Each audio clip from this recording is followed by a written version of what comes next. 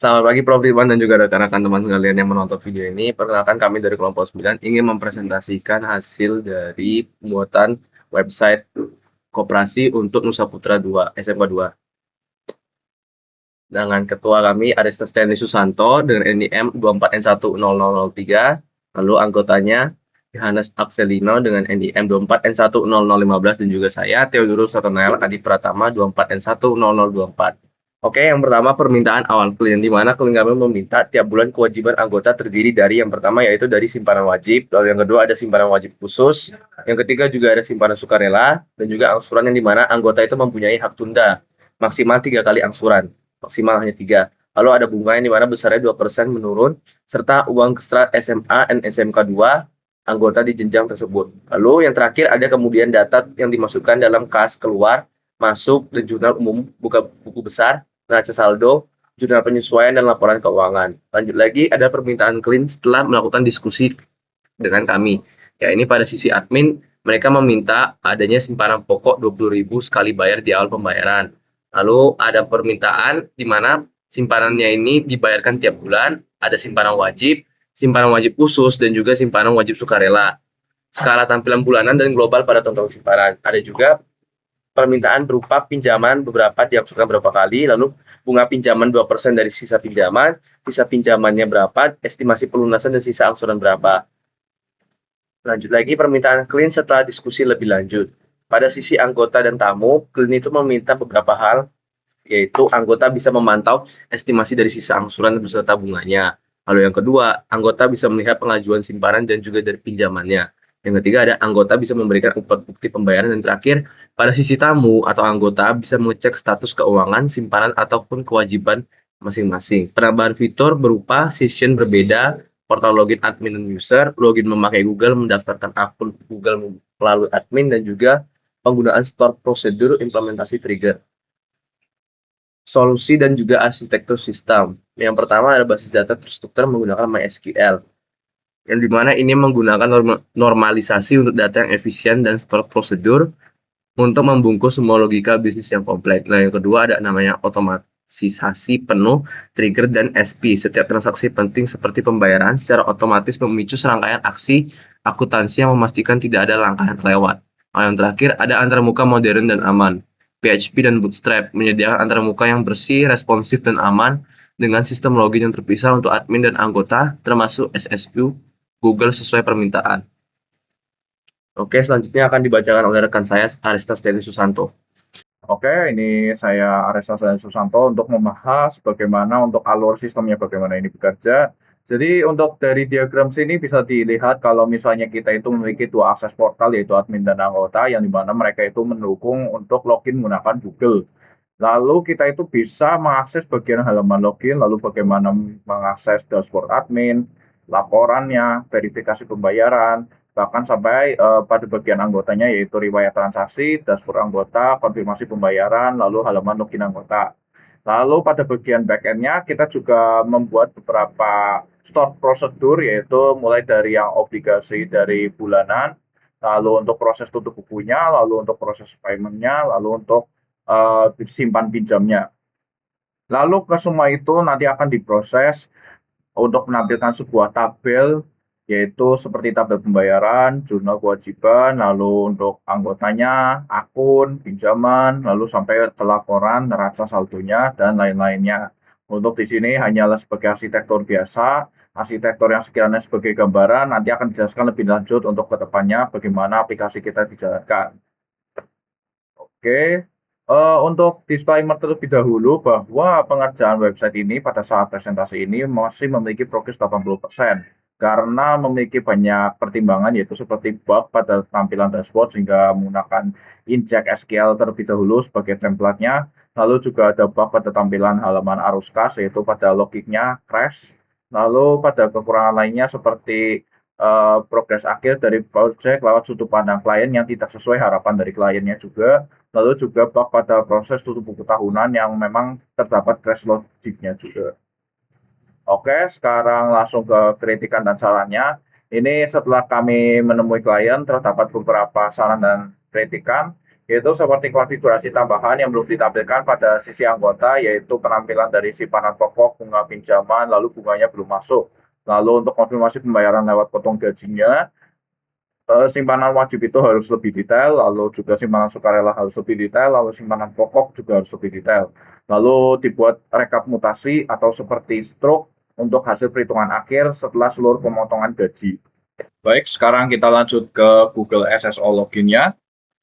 Kita bisa melihat bahwa tampilannya di sini untuk Google SSO itu sangat mendukung untuk website ini, karena website ini sudah didaftarkan kepada Google Cloud. Jadi setiap akses untuk ke halaman anggota itu pasti bisa menggunakan akun email dari Google.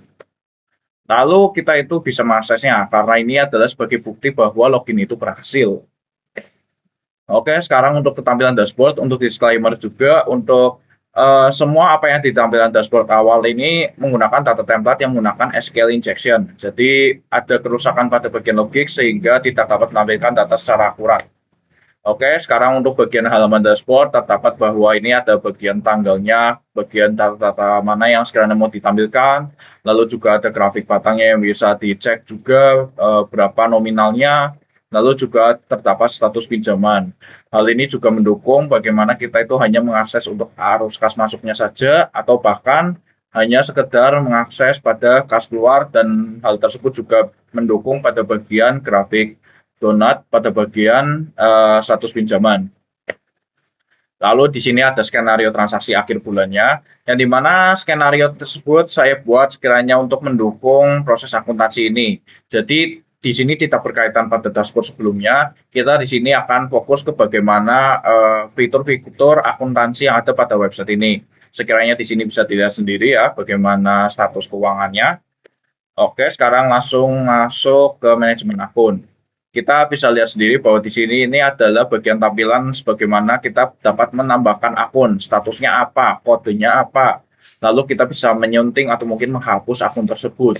Kita bisa melihat secara lanjutannya, yaitu ketika kita menambahkan entry-nya, kita bisa melihat bahwa di sini ada opsi untuk menginput kode akun, lalu nama akunnya, lalu tipe akunnya, lalu bisa memproses dengan menekan tombol simpan. Lalu kita ke jurnal umum dan jurnal penyesuaiannya. Ini di sini adalah rekapan seluruh dari jurnal umum dan penyesuaiannya. Kita bisa melihat dari status keterangannya, yaitu ada penyesuaian, lalu ada juga yang jurnal umumnya. Kita bisa lihat saldo awalnya juga. Semuanya ini kita bisa masukkan ke dalam entry jurnal umum. Kalau jurnal penyesuaian ada halamannya sendiri untuk memudahkan separasi pada data. Kita lanjut ke jurnal umumnya. Pada jurnal umum kita bisa menambahkan entry baru, yaitu dengan menggunakan tanggalnya, lalu keterangannya apa, lalu jumlah saldonya berapa, lalu untuk akunnya, ada di dalam sisi debitnya apa, sisi kreditnya apa. Kita bisa mengekspansi juga bagian debit dan bagian kreditnya apa aja. Sekiranya ini bisa memudahkan untuk fleksibilitas dalam akuntan, seperti itu. Lalu kita masuk ke jurnal penyesuaian, yang dimana jurnal penyesuaian ini sendiri juga hampir sama seperti jurnal umum. Memang saya bedakan sesinya karena untuk perhitungannya jelas pasti berbeda. Jadi dengan ini memiliki tampilan yang kurang lebih sama seperti di jurnal umum, dan semuanya ini juga mendukung untuk halaman-halaman selanjutnya yang berkaitan seperti buku besar, neraca saldo, lalu arus kas, lalu juga pada bagian seluruh dari rekap jurnal, semuanya itu akan diproses berdasarkan halaman tersebut dari jurnal umum dan jurnal penyesuaian. Untuk selanjutnya pada buku besar dan lain-lainnya akan saya serahkan kepada Excel.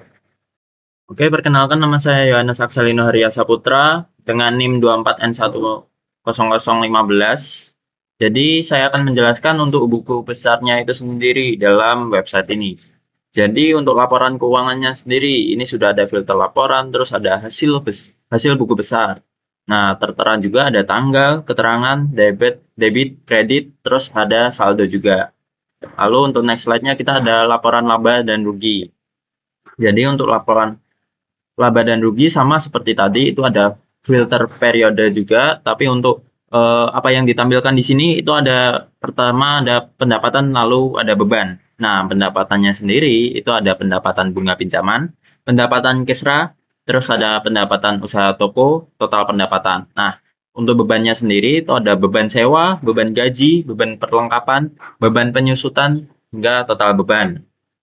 Nah, untuk di bagian akhir, di bagian bawah bisa dilihat untuk sisa hasil usaha atau SHU bersih. Gitu. Lalu nextnya kita ada neraca. Nah, untuk neracanya ini sendiri, ini mirip seperti yang tadi. Kita ada menyediakan fitur pilih tanggal laporan, sehingga bisa menampilkan sesuai apa yang pengen ditampilkan. Lalu untuk neracanya sendiri itu terdiri dari dua besar, yaitu ada aset dan liabilitas atau ekuitas. Nah, untuk aset sendiri itu berisikan kas koperasi, piutang simpanan wajib, perlengkapan, peralatan toko, akumulasi penyusutan peralatan, hingga total aset.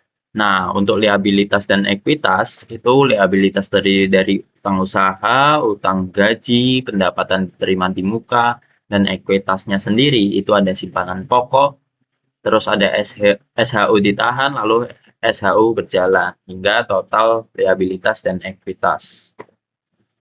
Nah, untuk neraca saldonya sendiri. Jadi untuk neraca saldonya sendiri ini terdiri dari beberapa simpanan-simpanan hingga nama-nama akun. Jadi ada kode akun itu sendiri, lalu ada nama akun, tipe, total debit, total kredit, hingga saldo akhir. Tentunya semua ini bisa diekspor ke si CSV atau biasanya itu untuk file Excel atau spreadsheet seperti itu. Lalu untuk simpan pinjamnya sendiri, oke. Simpan pinjamnya sendiri ini bisa di-generate kewajibannya oleh admin. Jadi, misal generate oleh admin misal 100.000 di bulan Oktober, mereka bisa mengenerate kewajiban yang itu bisa nyambung juga ke anggota-anggotanya seperti itu.